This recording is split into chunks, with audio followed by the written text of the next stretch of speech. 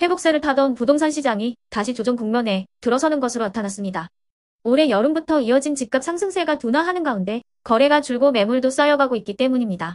한국부동산원의 11월 주간 아파트 가격 동향에 따르면 지난주 전국 아파트값은 전주 대비 0.03% 올랐습니다. 지난 7월 이후 17주째 상승세가 이어졌지만 상승폭은 3주 연속 줄었습니다. 서울의 경우 0.07%에서 0.05%로 상승폭이 감소했고 강남구는 29주 만에 상승세를 멈추고 보합 전환했습니다. 아파트 거래량도 눈에 띄게 줄고 있습니다. 서울부동산 정보광장 집계 결과 서울 아파트 거래량은 지난 8월 3,860건에서 9월 3,367건으로 줄었고 10월에는 1,845건으로 급감했습니다. 부동산 빅데이터 업체인 아실의 자료를 보면 서울의 누적 매물 건수는 8452건으로 아실이 관련 통계를 집계한 2021년 4월 이래 가장 많았는데 최근 매수자와 매도자 간 희망 가격 차이가 크게 벌어지면서 급매물 외에는 거래가 잘 성사되지 않는다는 게 중개업계의 전언입니다. 또한 국토교통부의 실거래가 공개 시스템에 따르면 서울 강남구 도곡동의 도곡상용예가의 전용 107제곱미터는 이번 달 들어 14억 원에 중개 거래됐습니다.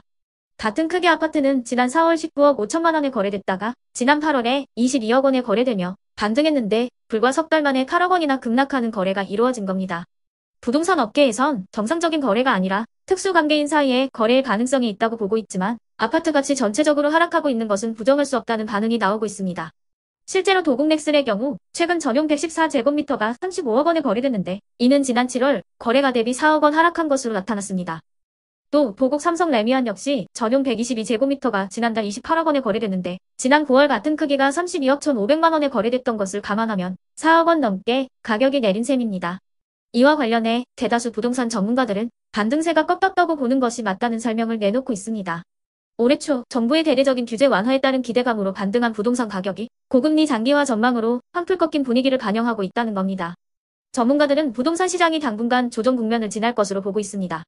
주택담보대출 금리 인하와 특례 보금자리론 등 정책 대출의 영향으로 급매물이 일시에 해소되면서 집값이 상승세를 보였지만 현재는 매수자와 매도자 간 힘겨루기가 이어지고 있다는 것입니다.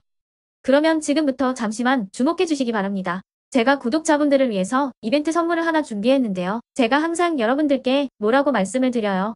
뉴스만 평소에 잘 챙겨보셔도 돈이 된다, 돈을 벌 수 있다라고 말씀을 드렸는데요. 자, 여러분들 여기 보시는 경제 관련 뉴스를 보게 되면 여러분들은 어떤 생각이 드세요?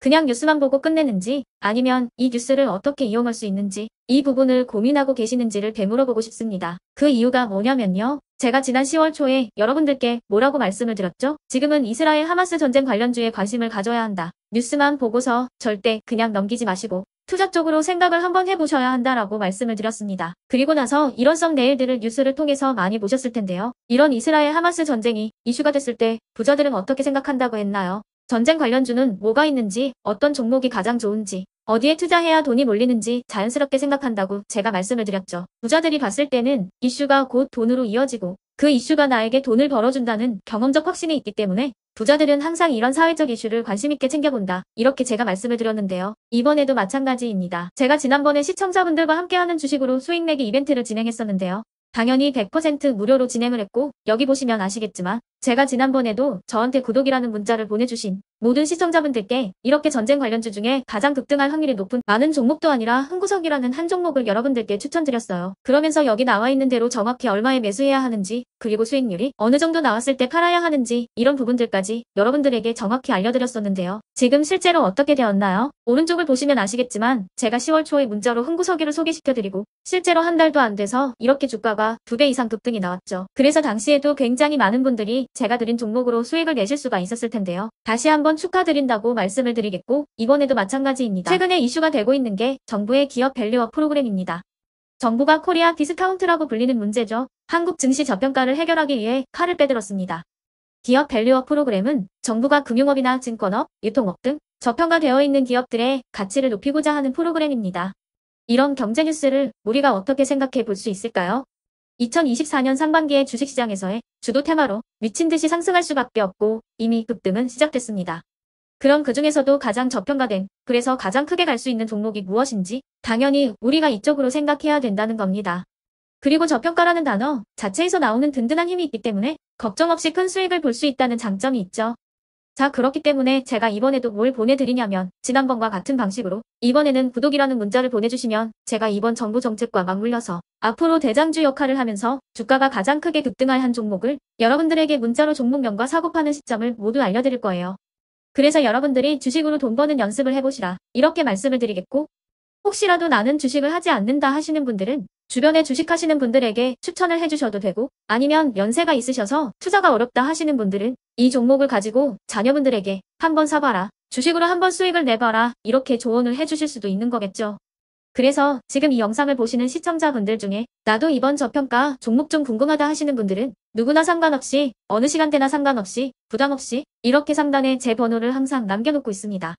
제 번호 010-8109-2058번으로 저에게 이런 식으로 지난번처럼 구독이라는 문자를 보내주시면 제가 이번에도 똑같이 무료 추천 급등주 문자를 보내드리겠습니다. 이해되시죠? 010-8109-2058번으로 구독이라고 문자를 보내주시면 여러분들이 직접 이슈를 통해서 돈 버는 연습을 해보실 수가 있는 거고, 제가 돈을 받는 것도 아니고 투자를 대신해 드리는 것도 아니니까 부담없이 신청해 주시면 되는 겁니다. 그리고 수익이 나면 저는 다른 것은 바라지 않습니다. 제 채널에 구독, 좋아요 하나만 눌러주시라 이렇게 말씀을 드리겠습니다.